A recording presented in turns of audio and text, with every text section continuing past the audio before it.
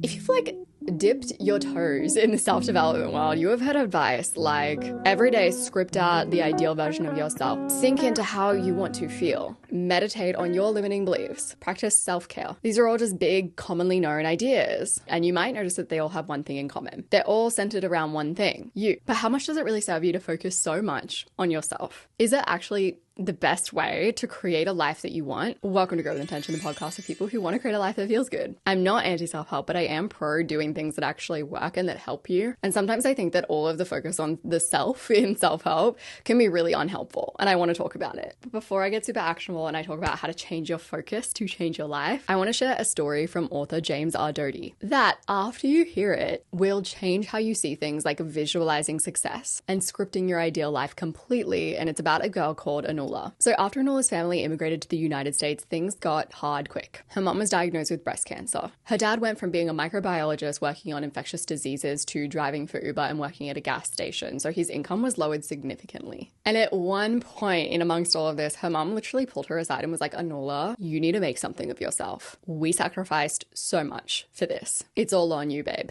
So as Anula finished high school, she decided she wanted to go into medicine, but every time she went to take the MCAT, she freaked out. Her anxiety flared up. She couldn't handle it. So she went ahead and she scripted her future. She did all the things that you're supposed to do. She was visualizing success, visualizing the acceptance letter coming to her, even writing out the acceptance letter. And it all kind of helped, but not really, like not enough. It didn't make enough of a difference. She still felt so much self-doubt whenever she thought about doing her MCAT. It filled her with doubt, with worry, and with fear, until one day she realized how self-focused she was being about the whole thing. It was all about her. It was all about her fears, her worries, her doubts. So she decided to start putting her energy into focusing elsewhere. Instead of always visualizing her own success and all the rewards she would reap, she started visualizing her future patients, the care that they would receive, the gratitude that they would feel. She saw their relief and their comfort. She moved from self-focused to others-focused. The next time she took the MCAT, she scored well. She ended up getting into one of her top choice schools. And even though she'd done all these other things along the way, writing her self-acceptance letters, visualizing success, but when she started focusing on compassion for others, service for others, and less on herself, that is what she found made the biggest difference. And that's because when you want to do genuinely anything in your life, but you over-focus on yourself, you embrace like me energy,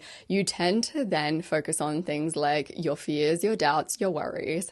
And as we know, where your focus goes, your actions follow. Skiers are told to ski the gaps for a reason. They're not told to avoid the trees. Naturally, when a skier is over-focused on themselves when they ski, their performance, how they're doing, whether they'll crash or not, they're gonna start focusing more on the trees. They're more likely to have a collision. So what can you actually do to stop focusing on yourself so much? How do you stay focused on the path, not the trees? One way you can do it is to play the game without fear. That is exactly what 3 coaches did. They realized that they were so over-focused on their fears, their worries, on how they were perceived, that it was actually doing everyone around them a disservice. So they decided to play the service game. They took their biggest fears and they just decided to be fine with their fears coming to life. For example, one of the coaches was like, I am going to, for 90 days, serve my customers, focus completely on helping them and making their lives better in any way possible, knowing that I will not be liked and I will not be approved of. Another coach was like, I am going to serve my people, help them as much as I possibly can, playing the game full out, knowing that no one will ever want to work with me ever again, because that was their biggest fear. Something about completely focusing on serving others and helping others, as well as just acknowledging, yeah, my fears could happen, like that's totally possible,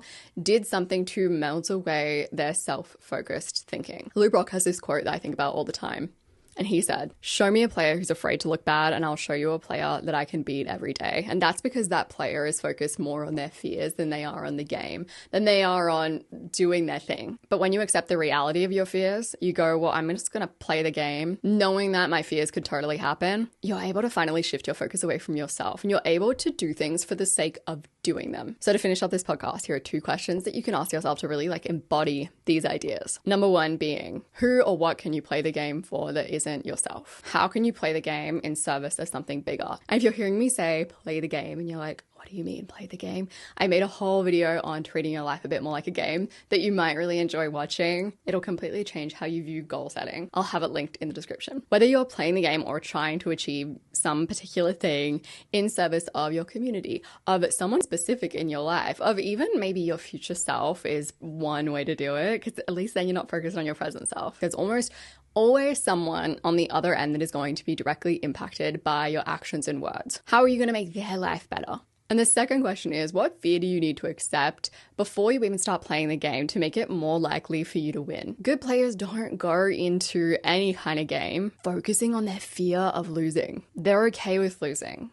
Of course they'd love to win, but they're also fine with losing, because they just want to play the game. Can you live below your means for 90 days, serving your future self, knowing that everyone around you is going to think that you're cheap when you don't get that extra cocktail? Can you be really thoughtful about what you commit to for the next 90 days? Only saying yes to things that feel like a full body yes, knowing that the people in your life are going to be annoyed by this behavior, a little bit aggravated, a little bit like, oh my God, hurry it up, like figure it out, just like make a decision. And obviously when I say these like fears, they're not all valid. There's a hot chance that your friends couldn't care less if you take your sweet time making decisions. No one around you is going to think you're cheap for not getting an extra cocktail. However, there's like a 10% chance of those things happening. You know what I mean? But that's not the point. The point is, can you play the game even knowing that those fears exist, like being okay with those fears coming to fruition? And if you also are thinking like, wait, but if you do it like that, you're manifesting bad things coming to life. I get where you're coming from, but I also think that manifestation fully relies on belief. And if you don't believe that you're manifesting those things coming to life, you're not going to manifest anything. That might be a helpful reframe for someone. In every podcast episode, I do Recs of the Week to help you to dive deeper into the topics I talked about in today's podcast episode, with the Rec of the Week number 1 being Mind Magic, the neuroscience of manifestation. So this is actually where Anula's story came from. When I read this story, I was like, I love it. And he also talks about the neuroscience behind over-focusing on yourself and self-consciousness and how that can get in the way of you achieving your goals, which is always fascinating. That'll be linked in the show notes. The second Rec of the Week, When All Boats Rise. This is where the service game came from. Those two are just linked so nicely. I had to put them in a podcast together. This is a book for coaches, and each chapter is written by a coach for coaches. But I still think you can get something out of it even if you're not a coach. Those will be linked in the show notes. I appreciate you. I'll see you soon.